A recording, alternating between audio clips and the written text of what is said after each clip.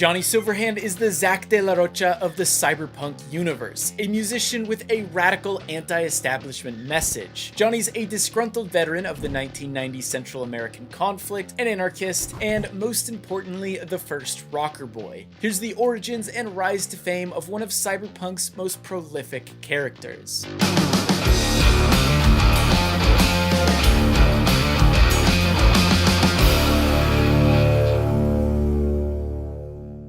A rocker boy is a class wholly unique to creator Mike Pondsmith's Cyberpunk universe. Rocker boys and gals are charismatic public figures who speak up against the powers that be. They usually come in the form of musicians like Johnny Silverhand, but they don't have to shred the guitar or play an instrument to be considered a rocker boy. According to Pondsmith himself, to be a rocker boy, you just need to be able to eloquently stick it to the man and convince your buds to stick it to the man with you, man. But a rocker boy doesn't have to be a musician. A rocker boy can be anyone who's a orator of the people, anybody who can talk to others and convince them by the power of words, music, sometimes art, and so forth. Although Johnny Silverhand is a 100-year-old rock legend in Cyberpunk 2077, his story begins in the 1990s during the Central American conflict, a bloody struggle launched by the United States war machine to squash communism. Unsurprisingly, the United States had ulterior motives. There were important resources at play that the United States government wanted a piece of. While the US did a good job of keeping this a secret from the general population, soldiers began to uncover the government's underhanded intentions. Many enlisted soldiers, broken and battered at this point, deserted and returned to the United States. Among these deserters was one Robert John Under. After losing an arm, he returned to Night City with a red-hot rebellious spark in his eyes. After getting fitted with a new Arasaka-designed cybernetic arm, he changed his name to Johnny Silverhand and formed a band called Samurai. The group consisted of Carrie Eurodyne, Denny, Bess Isis, formerly known as Nancy, and Henry. You know, good old Henry. Samurai's music was a global phenomenon. The world knew who Johnny Silverhand was, and they heard his messages of rebellion and revolution loud and clear. Samurai criticized government, world leaders, and of course the mega corporations that ruled the world. More importantly, Samurai's music lit a fire under the general public. Everyday folks were picking up instruments and getting their message out there. And so, the rocker boy was born. Unfortunately, Samurai came to an abrupt end when Nancy pushed her abusive boyfriend out of a window and killed him. I say good for Nancy, but the United States justice system seemed to disagree and put her behind bars. Shortly after Samurai separated, Johnny Silverhand kicked off his solo career. His first solo release was titled Sins of Your Brothers. If his work with Samurai consisted of vague lessons in rebellion, Sins of Your Brothers overtly called out the injustices of the Central American conflict.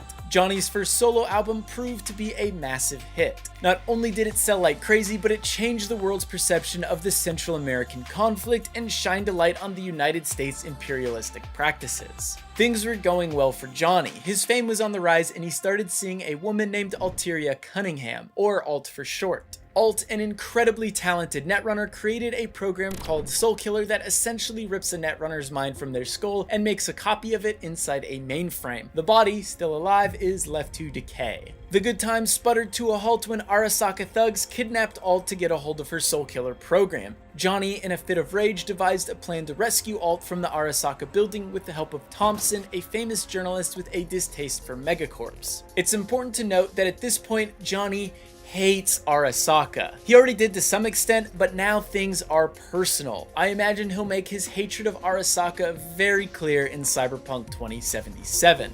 I'm sure he also hates that shiny metal Arasaka arm he's rocking.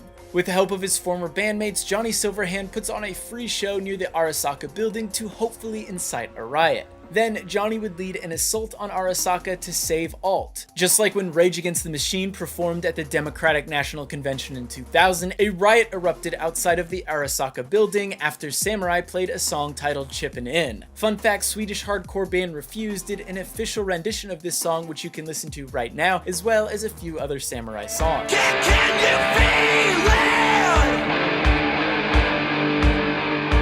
Can you touch it?